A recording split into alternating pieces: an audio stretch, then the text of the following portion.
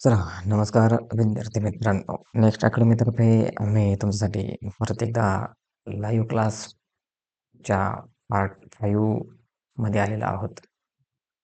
इथून मागे आपण 4 लेक्चर बघितलेले आहे आणि 4 लेक्चरमध्ये आपण मराठीचे उतारे कशाप्रकारे सोडवायचे याचा आपण अभ्यास केलेला आहे. आणि या अभ्यासामध्ये 2 प्रकारचा अभ्यास आपण त्या ठिकाणी केलेला आहे. तो अभ्यास करत असताना अनेक काही प्रश्न वेगवेगळे काही प्रश्न आपण त्या ठिकाणी बघत असतो. उत्तरामध्ये वेगवेगळे प्रश्न कोणते आहे, कसे आहे, कशा प्रकारचे आहे, हे पण आपण त्या ठिकाणी बघतो. तशाच प्रकारे आज आपण 2 उतारे पुन्हा एकदा घेऊन आलेलो आहोत. आणि ते 2 उतारे आपण आज पुन्हा पुढचे 20 ते 30 मिनिटं सोडून घेणार आहोत. तर आपण लक्षात घ्या, की आज नवोदय प्रवेश परीक्षा 2025 साठी लाईव्ह क्लासमध्ये आपण आलेलो आहोत. त्यानंतर पुढे आपले हे जे स्टार विद्यार्थी आहे, ते तुम्हाला सगळ्यांना माहीतच आहे.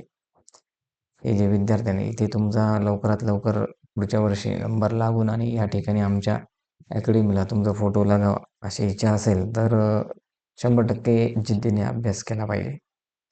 ओके. ठीक आहे. चला, आजचं आपण पुढचं लेक्चर घेताना 2 उतारे घेणार आहोत आणि त्याच्यातला हा जो आहे तो पहिला उतारा आपण बघणार आहोत. तर सूचना सर्वांना माहीतच आहे. सूचना आपली असते, की या खंडामध्ये म्हणजे या भागामध्ये 2 परिच्छेद आहेत. प्रत्येक उतार्यानंतर 5 प्रश्न आहेत. प्रत्येक उतारा काळजीपूर्वक वाचा. त्यानंतर प्रश्नाची उत्तरे लिहा. प्रत्येक प्रश्नाकरिता ए, बी, सी, डी अशी 4 संभाव्य उत्तरे दिलेली आहेत. त्यापैकी केवळ एकच बरोबर उत्तर आहे आणि ते बरोबर उत्तर शोधायचं आहे. बघा, अशी सूचना तुम्हाला नवोदयच्या फायनल पेपरमध्ये सुद्धा असेल, या चाचणीच्यामध्ये भाषा चाचणीच्या भागामध्ये. आणि आज आपण जो सराव उतारा घेत आहोत, त्याच्यामध्ये 2च परिच्छेद घेण्यात येणार आहे. आणि त्या परिच्छेदामध्ये जो पहिला उतारा आहे, तो कोणता आहे? तर हा तुमच्यासमोर देण्यात आलेला आहे. बघा, उतारा जर बघितला तर एकदम छोटा उतारा आहे, परंतु उतारा छोटा जरी असला, तरी पण त्या ठिकाणी आपल्याला त्याचं उत्तर काही वेळेला चुकू शकतं. वेळ वाचायला जरी कमी लागला, तरी पण त्या ठिकाणी प्रश्न आपण चुकू शकतो. त्याचे उत्तरं बघताना चुकू शकतो किंवा प्रश्नामध्ये कशाप्रकारे त्याचं अर्थ विचारला गेलेला आहे, ते जर नीट समजून घेतलं नाही, तर त्यावेळेला सुद्धा आपण त्या ठिकाणी चुकू शकतो.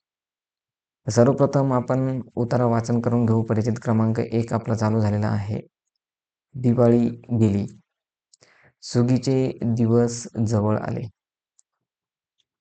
थंडी कडाक्याची पडू लागली. या थंडीने लोकांचे होठ फुटू लागले. राचांना भेगा पडू लागल्या. सकाळ संध्याकाळ जाळ करून लोक शेकत बसू लागले. थंडीचा कडाका वाढला. ज्वारीच्या कणसांत दाना भरू लागला. टपोरी कणसे भरदार दिसू लागले. वाऱ्याबरोबर ती डुलू लागली. हुरडा सुरू झाला आज या शेतावर व उद्या त्या शेतावर लोक हुरडा खायला जाऊ लागले. हा एक ऋतूचा आपल्याला उतारा देण्यात आलेला आहे. आणि हा जो उतारा आहे, तर तो खूप छोटा जरी असला, पण महत्त्वाचा आहे. तर आपल्याला त्यामध्ये दिवाळी संपल्यानंतर जे दिवस येतात ते म्हणजे सुगीचे दिवस. आता सुगी म्हणजे काय हे आधी आपल्याला माहिती पाहिजे. इथे काही मी हा उतारा स्पष्टीकरण देत नाही. पण या शब्दाचा अर्थ तुम्हाला माहिती पाहिजे. सुगी याचा अर्थ आहे शेतातील पीक कापणीचा हंगाम. बरोबर? म्हणजे शेतामधले जे पीक कापणी असते, त्याचा जो हंगाम चालू होतो दिवाळीनंतर, तो म्हणजे सुगीचे दिवस. बरोबर? यालाच आपण सुगी असं म्हणतात आणि ते कापून शेतकरी काय करतात? साठवून ठेवतात. बरोबर?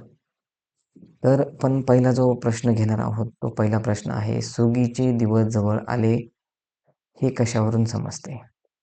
बघा, सुगीचे दिवस जवळ आले, थंडी कडक्याची पडू लागली. म्हणजे काय? थंडीमुळे. कशामुळे?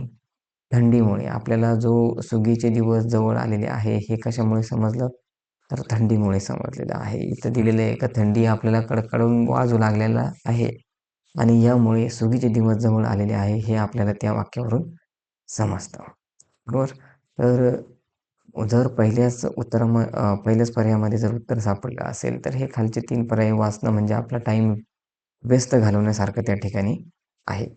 त्यामुळे आपण लक्षात ठेवा, की एखादं उत्तर जर पहिल्या पर्यायामध्ये जर सापडलं, तर पुढच्या पर्यायाकडे वाचत बसण्यापेक्षा आपला वेळ कसा वाचेल आणि आपण पुढचे जो वाचलेला वेळ हो गणिताच्या गणिताच्या प्रश्नांसाठी कशाप्रकारे देऊ शकतो, याचा विचार आपण केला पाहिजे. ठीक आहे? ठीक आहे, चला. दुसरा प्रश्न आपण घेऊया. दुसरा प्रश्न जो आहे, दुसरा प्रश्न आपण तुमच्यासमोर ठेवलेला आहे. तर या ठिकाणी सुगीचा अर्थ काय? बघा, मी आत्ताच तुम्हाला सुगीचा अर्थसुद्धा सांगितलेला होता. सुगीचा अर्थ काय? तर सुगीचा अर्थ मी आता तुम्हाला सांगितला, की अ,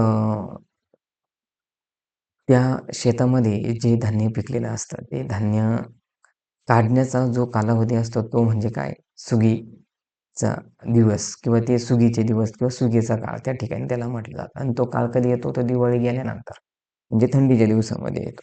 तर इथं मी तुम्हाला अर्थ सांगितला होता का सुगीचा अर्थ काय आहे? तर पिकांच्या फवारणीचा काळ आहे का तो? तर नाही.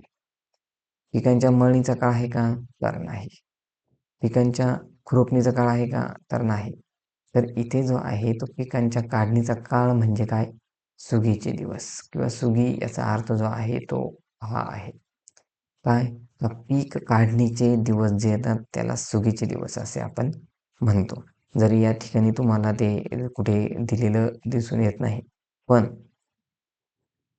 पण आपण त्याचा अर्थ त्या ठिकाणी लावून त्या ठिकाणी तो समजून घेऊन आणि त्या दिलेल्या उत्तरामधून आपण त्या ठिकाणी सापडू शकतो. उत्तर काढू शकतो. तिसरा प्रश्न आहे. तिसरा प्रश्न तुमच्यासाठी वाचायचा आहे तो सर्वांनी. सुगीचे दिवस जवळ आल्यावर काय होते? तर सुगीचे दिवस जवळ आल्यावर काय होते हे आपल्याला विचारलेलं आहे. तर बघा, इथे सुगीचे दिवस जवळ आले, थंडी कडक्याने पडू लागली. या थंडीने लोकांचे होठ फुटू लागले. बघा. त्यानंतर टाचांना भेगा पडू लागल्या. होठ होठ फुटू लागले हे पण बरोबर आहे. टाचांना भेगा पडू लागल्या हे पण बरोबर आहे. संध्याकाळी जाळ करून शेकू लागले बघा. शेकत शेकत लोकं शेकत बसू लागले. हे पण बरोबर आहे. म्हणजे हे वरचे तिन्ही पर्याय हे काय आहे? योग्य आहे. पण मग आपला चौथा जो पर्याय आहे वरीलपैकी सर्व हे उत्तर त्या ठिकाणी बरोबर येणार आहे. जरी हे 3 पर्याय योग्य वाटले, तरी पण चौथा जो पर्याय आहे तो आपला आहे वरीलपैकी सर्व म्हणजे हे सर्व काय आहे? बरोबर आहे. हे आपल्याला समजून येतं आणि त्यामुळे या असे प्रश्न तुम्ही आपल्या उत्तरातून त्या ठिकाणी बघून आणि त्या सोडवू शकता. ओके. ठीक आहे. चला, आता पुढचा प्रश्न आहे. चौथा जो प्रश्न दिलेला आहे. सुगीचे दिवस जवळ आले, तेव्हा हवा कशी होती? सुगीचे दिवस जवळ आले तेव्हा हवा कशी होती? थंडी होती. पहिल्याच ह्याच्यात सापडून जातं. गरमचा तर विषय नाही, दमट नाही आणि यापैकीचा तर विषयच नाही. उरला कोणता? थंडी. म्हणजे सुगीचे दिवस जे जवळ आलेले होते, तेव्हा काय पडू लागली होती? तर थंडी पडू लागली होती. बस इथंच आपल्याला उत्तरं त्या ठिकाणी सापडू शकतात. ओके. ठीक आहे. बघा, सुगीचा अर्थ मी तुम्हाला सांगितला. सुगीच्या दिवसात काय काय होतं ते सांगितलं. ज्वारीचं पीक घेतलं जातं. काही कणसाचे पिकं असतात ते घेतलं जातात. आणि त्याच्यामुळे हे जे पिकं काढले जातात त्या ठिकाणी त्याला सुगीची काळ असं म्हटलं जातं. ठीक आहे, चला. पुढचा 5वा प्रश्न आहे आपला आजचा शेवटचा परिच्छेदातला 5वा प्रश्न आहे. उतार्यात कोणत्या पिकाचा उल्लेख केलेला आहे? बघा, उतार्यात कोणत्या पिकाचा उल्लेख केलेला आहे?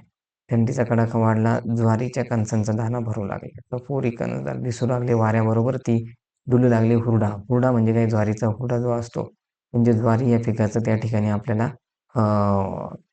त्या ज्वारी पिकाचा आपल्याला त्या ठिकाणी काय दिसून येतं?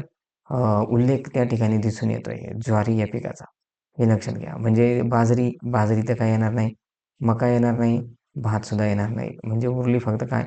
ज्वारी. तर हे उत्तर त्या ठिकाणी बरोबर आहे. बघा, आपण 5 प्रश्न बघतो तर आणि त्या 5 प्रश्नामध्ये आपले काही असे असतात की ते पर्यायामधूनच आपण त्या कट पद्धतीने त्या ठिकाणी बरोबर उत्तर काढू शकतो. याच्यासाठी सर्वात प्रथम म्हणजे उतारा हा काळजीपूर्वक वाचन करणे. जो विद्यार्थी घाई-गडबडीत उतारा वाचेल, काळजीपूर्वक वाचणार नाही, त्याचे उत्तर हे 100% चुकतात किंवा पर्यायामध्ये त्याला वाचन करत बसावं लागतं.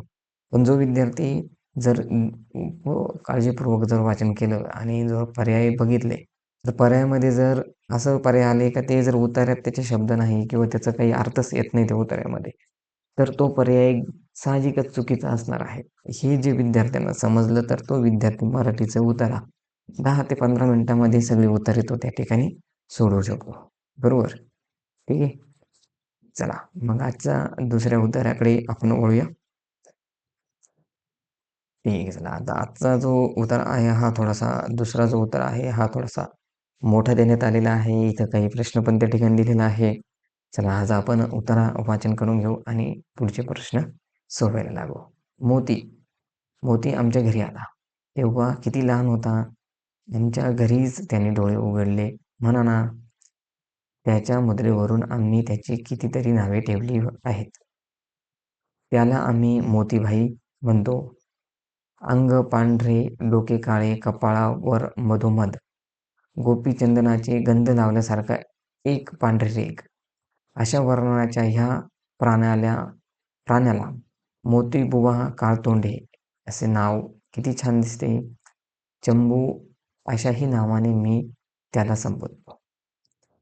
या अनेक नावांपैकी कुठल्याही नावाने मी हकारले तरी स्वारीला कळते. शेपूट हलवून त्या हाकेला ओ यायची. मोतीला एकंदरीत मंडळीत बसण्याची हौस फार. आमच्या गप्पा गोष्टी ह्याच्या कौतुकाचा विषय निघाला तर ते त्याला बरोबर उमगते. कान पाडून आणि चेहरा शक्य तितका गरीब हळुवार करून मोती आपले कौतुक ऐकत असतो. बघा, आता या ठिकाणी एका प्राण्याचं वर्णन त्या ठिकाणी केलेलं आहे आणि तो प्राणी कोणता असेल हे आपण वाचन केलं त्याच वेळेला त्या ठिकाणी समजलेलं आहे. आता सगळ्यांना समजलं असेल तर वाचन करता करता आपण कोणत्या प्राण्याबद्दल बोलतो आहे, त्याचं वर्णन कसं केलेलं आहे हे आपल्या मनामध्ये, आपल्या डोक्यामध्ये, आपल्या मेंदूमध्ये त्याचं चित्र तयार झालेलं असेलच. चला मग आपण आता पुढचा प्रश्न बघूया. मोतीला कोणकोणती नावे मिळाली? मोतीला कोणकोणती नावे मिळाली? बघा, मोतीला नाव मिळाले सर्वात पहिल्यांदा म्हणजे मोतीबाई.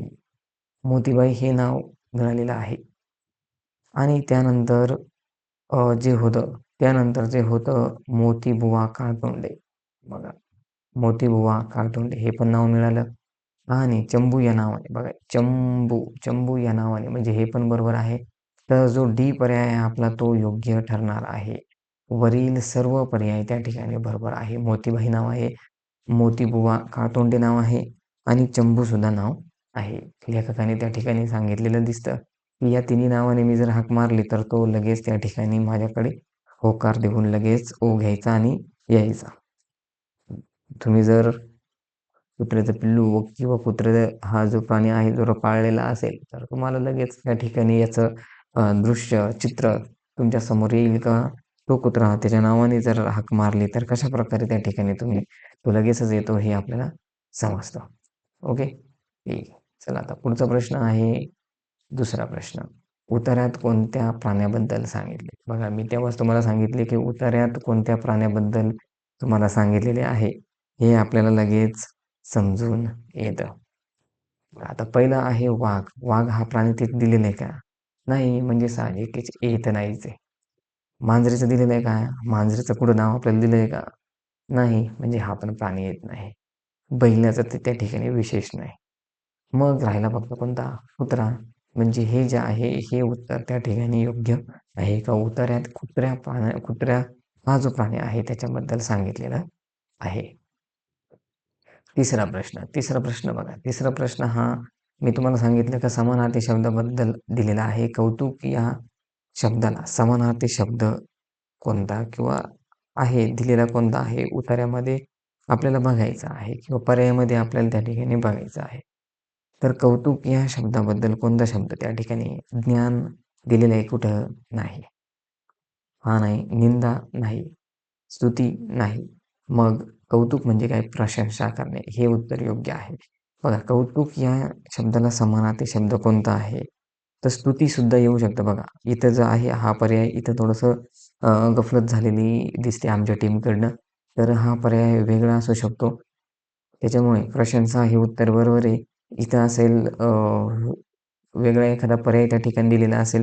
पण हे दोघं पण स्तुती आणि हे दोघं पण, हे दोघे पर्याय त्या ठिकाणी, हे दोघी पर्याय याचे समानार्थी शब्द आहेत. बघा, इथे थोडंसं आमच्या टीमकडनं चुकी झालेली आहे. तिथे तुम्हाला वेगळं काही सॉरी शब्द टाइप करायचा असेल, पण त्या ठिकाणी तो टाइप झालेला नाहीये. बरं, ठीक आहे. आमच्याकडनं मी तुमची माफी मागतो. कौतुक, कौतुक या शब्दाचे समानार्थी काय आहे? तर प्रशंसा तर आहेच. प्रशंसा जो आहे ती प्रशंसा, स्तुती, त्यानंतर आदर, त्यानंतर गौरव, हे त्याचे समानार्थी शब्द आहे. कशाचे?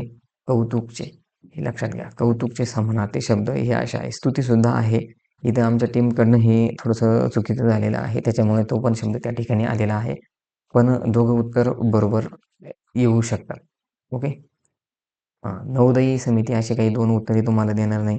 हे आमच्या टीमकडनं झालेलं आहे. त्याच्यामुळे मी त्याबद्दल तुमच्याशी सॉरी मागतो. ठीक आहे. पुढचा प्रश्न, चौथा प्रश्न. मोतीला एकंदरीत मग कुठे बसण्याची हौस होती? बघा, हौस होती, कुठे बसण्याची हौस होती? साहजिकच आहे. मोतीला मंडळींमध्ये, घरामध्ये, घराच्या बाहेर किंवा पायरीवर. आता बघा, इथं आपण चंबू नावाने हो का? इथं मोतीला एकंदरीत मंडळीत बसण्याची काय होती? हौस होती. बघा, मंडळीमध्ये म्हणजे हे 4-3 पर्याय वाचण्याची काही गरजच नाही. इथं आपल्याला सापडलं आहे की मंडळीमध्ये बसणं ही त्याला काय होते? हौस होती. तर हौस या शब्दाचा समानार्थी शब्द कोण सांगेल बरं कमेंट्समध्ये?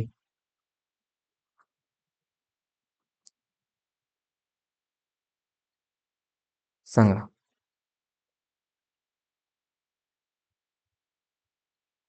बघा, भरपूर विद्यार्थी त्या ठिकाणी हौस या शब्दाचा समानार्थी शब्द देतात. चला, मी पण इथं तुम्हाला लिहून दाखवतो. हौस म्हणजे काय?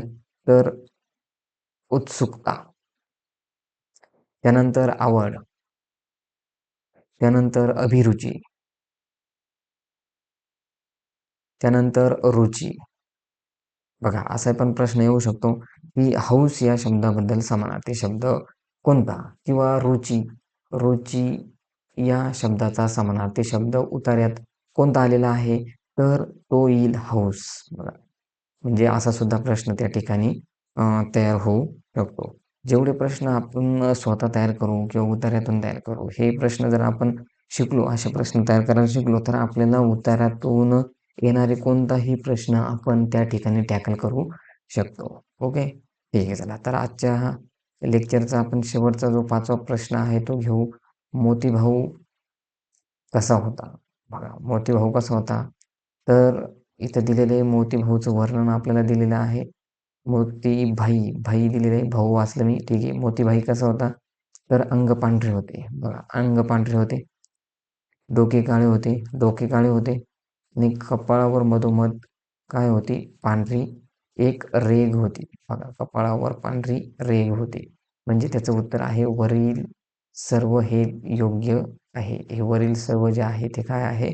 बरोबर आहे. मोतीचं वर्णन त्या ठिकाणी केलेलं आहे आणि त्या ठिकाणी त्या कुत्र्याबद्दल किंवा त्याच्यामध्ये असणारे गुणबद्दल त्या ठिकाणी सांगितलेलं आहे. तर या अशा प्रकारे आपण आजचा जो लेक्चर होतं, त्या लेक्चरमधली 2 उत्तरे आपण त्या ठिकाणी कंप्लीट केलेली आहे. मध्ये-मध्ये मी काही शब्द तुम्हाला परत सांगून देतो किंवा कशाप्रकारे समानार्थी शब्द आपण शोधले पाहिजे किंवा कशाप्रकारे असले पाहिजे. तर हे सुद्धा आपल्याला एक कला त्या ठिकाणी होऊ शकते. बरोबर. आता इथे एक शब्द आलेला आहे कपाळ. कपाळाला समानार्थी शब्द काय आहे? सांगा.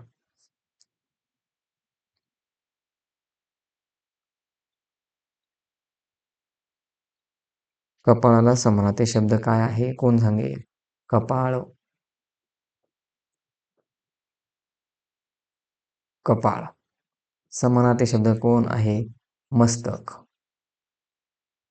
त्यानंतर ललाट. बरोबर. असे समानार्थी शब्द तुम्ही त्या ठिकाणी बघू शकता. बघा इथं कपाळ शब्द मी इथं वाचूनच तुम्हाला सांगितलं बघा कपाळ. बरोबर. हे असे शब्द तुम्ही त्या ठिकाणी उताऱ्यातून तुमचे समानार्थी शब्दांचा जो संग्रह आहे तो वाढवू शकता. बरोबर? ठीक आहे. चला मग आजचं आपला जो लेक्चर आहे तो पूर्णपणे आपला 2 उतारे आपण पूर्णपणे बघितलेले आहे. त्याच्यातलं पूर्ण स्पष्टीकरण, उत्तरे कसे काढायचे, वाचन कसं करायचं हे सगळं आपण त्या ठिकाणी सांगितलं. उत्तरं खूप सोपे असतात, पण विद्यार्थी वाचत नाही त्यामुळे त्या ठिकाणी त्याची उत्तरं चुकतात. तर बघा हे सगळे विद्यार्थ्यांप्रमाणे तुम्ही सुद्धा नवोदयमध्ये सक्सेस होऊ शकता. आणि सक्सेस होण्यासाठी तुम्हाला एक करायचं आहे ते म्हणजे नेक्स्ट अकॅडमीला काय करायचं आहे, जॉइन राहायचं आहे आणि त्यांचे सगळे लेक्चर करायचे आहे. दिलेले पुस्तकातले प्रश्न तुम्ही सोडवू शकतात. त्यानंतर दिलेले प्रश्नसंच तुम्ही सोडवू शकतात आणि त्यामध्येच तुमचा सराव होणार आहे. चला मग आजच्या लेक्चरसाठी एवढंच. चला भेटूया आपण पुढच्या लेक्चरमध्ये. Bye bye.